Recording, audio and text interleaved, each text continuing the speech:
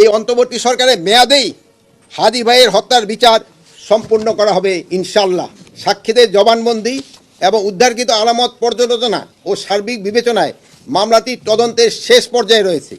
আগামী 10 দিনের মধ্যে 7ই জানুয়ারি 2026 এই মামলায় চার্জশিট দেওয়া সম্ভব হবে বলে আশা করছি। আমি সবাইকে এই বিষয়ে ধৈর্য ধারণ করার অনুরোধ করছি।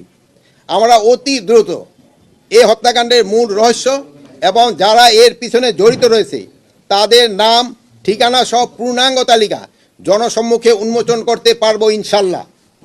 আপনারা জানেন ইতিমধ্যে মামলাটির দ্রুত বিচার ট্রাইব্যুনাল স্থানান্তর করার সিদ্ধান্ত নেওয়া হয়েছে।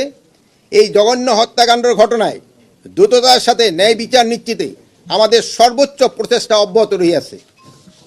এ কাজে ব্যাঘাত ঘটাতে ফ্যাসিস্ট দোসর, দুষ্কৃতিকারী ও সন্ত্রাসীরা অনবরত তৎপরতা চালিয়ে যাচ্ছে। সেই জন্য সবাইকে অনুরোধ করব, আমরা যেন এমন কোনো কাজ না করি যা আমাদের শত্রুপক্ষকে শক্তিশালী করবে এবং হাদি হত্যার বিচার প্রক্রিয়াকে বাধাগ্রস্ত করবে।